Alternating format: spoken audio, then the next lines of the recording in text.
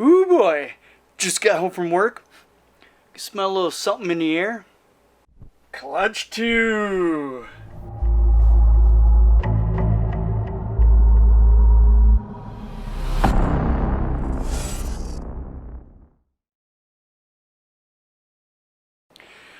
Alright, in Clutch 1 video we did not show how we did our egg boxes. Some of you guys may be wondering how they do their egg boxes. Well, I'm going to show you real quick, and it's not egg diffuser. It's something similar but different, and I think it's better. It's a little bit more expensive. Of course, I get interrupted by my dog.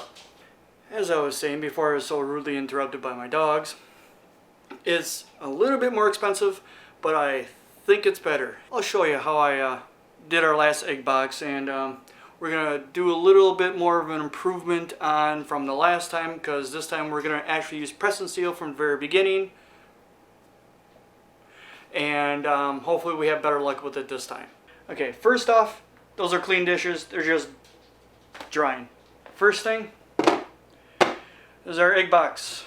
I do actually have one that is fully prepared already, waiting for this clutch, but I'm going to show you how I'm going to prepare for the next one. Egg box, it is an Iris box. It's actually a shoe box from the Container Store. I'll probably post a link below in the description. Second off is this aquarium tank divider. As you can see close, it has little nubs right there for the male side, and on the other side it has female side. You can actually connect both of these together and put them in a fish tank. You got some up here and some right here. As you might notice, one side is all nice and level. I started with this size, and I use straws cut to keep the eggs located. But then when I flipped a press and seal, I actually flipped this over, because as you can see, you got 1-inch squares that are actually higher. So those kept the eggs from rolling a lot better than a flat surface, because there's actually bigger textures in it. And then when I set this on the perlite, it actually stayed on top of the perlite a lot better than sinking in. You know, there's more surface area contact to the perlite and less surface area contacting eggs, so they're able to actually stay stationary. And then perlite. It held the humidity just fine in the tub. But the issue I had with the last clutch, our very first clutch, was that there was too much air movement inside the tub. So that's why I had to drill 2 little holes on the side of the tub and then put press and seal over the whole tub. I have yet to drill the little bitty holes, a 1/16 of an inch hole on each side of the tub, just so that there is some air exchange is good. There is a lot of air, a lot of air can get along the sides here and actually move the air too much in here. Even though that there is 115% humidity in here, it will not contact the eggs very long, so it can't actually seep in and keep the eggs inflated. Put about 1 inch of perlite in it, and we'll go to the sink.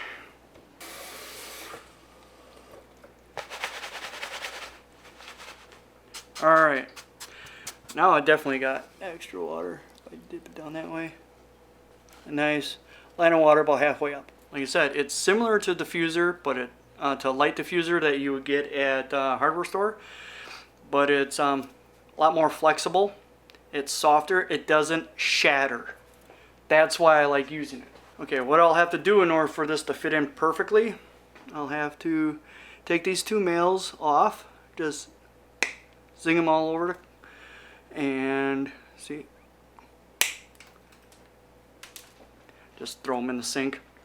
And then I will actually have to cut a corner off. As you can see, it's not shattering. It's actually cutting.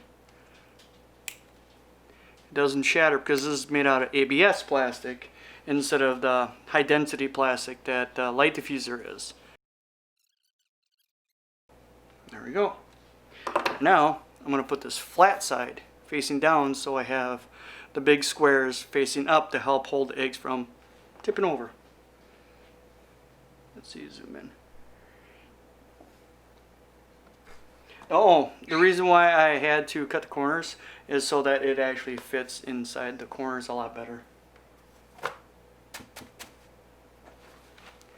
There you go. Let's see. You can see that's the reason why. So it fits in the corners. And it doesn't want to go down, which is perfect. Unfortunately, my camera girl, Abby, is actually at work when this is happening. So I'm going to have to do this one completely solo. The pastel calico paired up with a bamboo spider, hoping to create bamboo bees, which is going to be pretty cool just because of the name. But Calibees, more bamboo spiders, bamboo calicos, bamboo pastels, pastel calicos, pastel spiders. 4 genes at play, so there's multiple different options. This is a first time mom. She's not looking feisty. We will find out. Oh yeah. Okay, paper towel.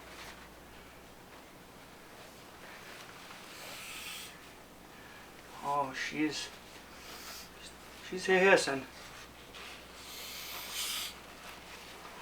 She's not a happy camper, that's for sure.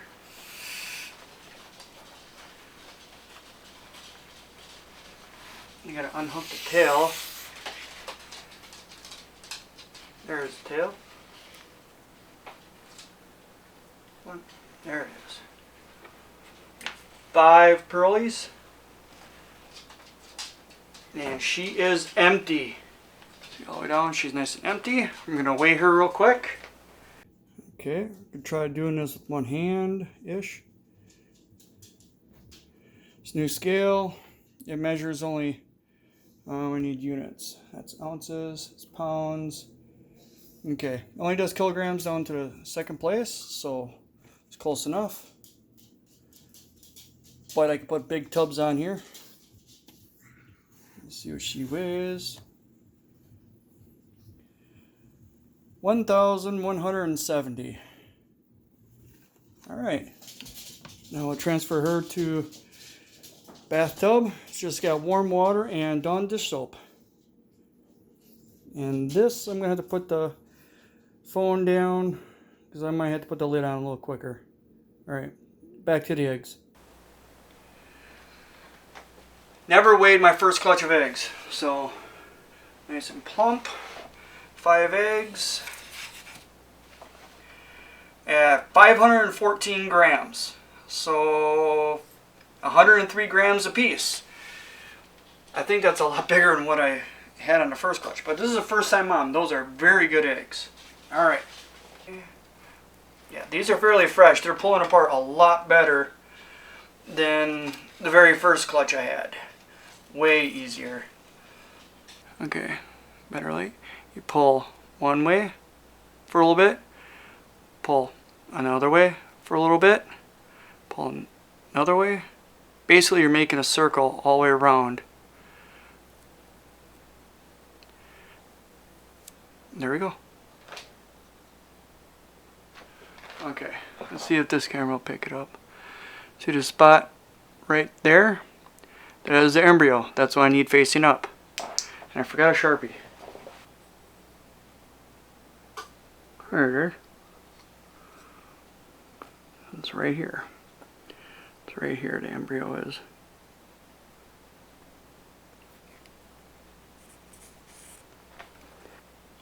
These are nice and soft eggs. They didn't harden up, so that's good. They're easy to pull apart. Now the press and seal that I figured out that I have to use with the container store tubs.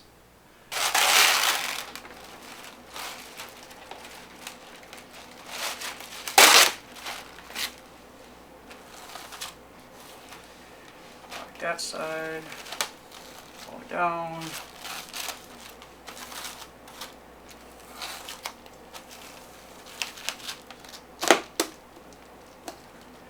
So, and it's gonna make me a little label on the side from Reptiscan. Alright. Now this pretty little lady come back in her home. Called her Kitty. Don't know why. Oh, because of Calico. Calico cats. So this is the first time on ReptiChip.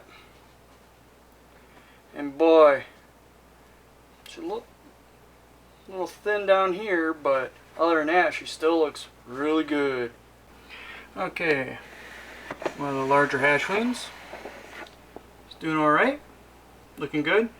Ate a fuzzy mouse. I had to leave it in her overnight. Ate it fine. Came back the next day. They're over in a hotspot. Now it looks like he's hungry again. Because it was, today's Thursday. It was on Monday I fed him. Here's the other one. Probably looking for food. All done digesting.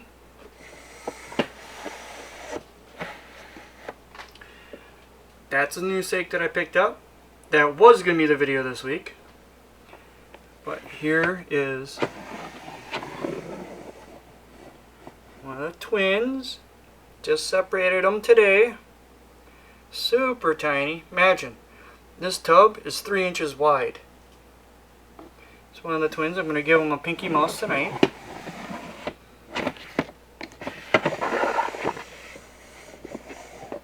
And the other twin decided to go hiding. There it is. Want to get closer down to the heat, which is fine. Oh, since Chewy is sold out of those and they're 12 bucks a piece on Amazon right now, I had to find a different alternative. These little trays. Or sauce trays for dipping your nuggets and cheese dips and whatnot in. They're 2 3/4 by 2 3/4. They're made out of ceramic, so they are still a little on the heavy side, but the bottoms are in a little bit, so it might be tippable. So we'll find out. That was a beautiful surprise to come home to. Finally, I've been watching her every single day, sometimes twice a day, because I could just see the signs that, well, I've learned from all the videos I watch. Like the protruding spine is a good sheer sign of that they're about ready to lay. So when I saw that, I was paranoid. I didn't want to miss her laying the eggs. I appreciate you following along on our journey, mainly on ball pythons, but there is other videos planned for other reptiles that we do have in the house, like my daughter's barking geckos. She's going to be working on a video for that because there's not a lot of information out there right now on barking geckos. So a lot of the information that she has, she actually learned just by caring for them. She found out the basics, but she found out a couple other things just from caring for them. And she's actually bred them. She has one male, one female. Now she has a third one. That's about a month old right now. So she's working on that. She's a little more on the camera shyness, so it might be her hand. But anyways, there's another video that I'm working on, which is right here, which is actually, well, don't want to spoil it, but you just saw some of it. We have more videos on the way. Of course, every time we get a clutch, there will be a new video on that. No new snake on this video, even though we did get one. Plus, we have another one that's waiting to get shipped because it is crazy, stupid hot on this 4th of July weekend. Like, share, subscribe. Ding ding, hit that bell. See you next time.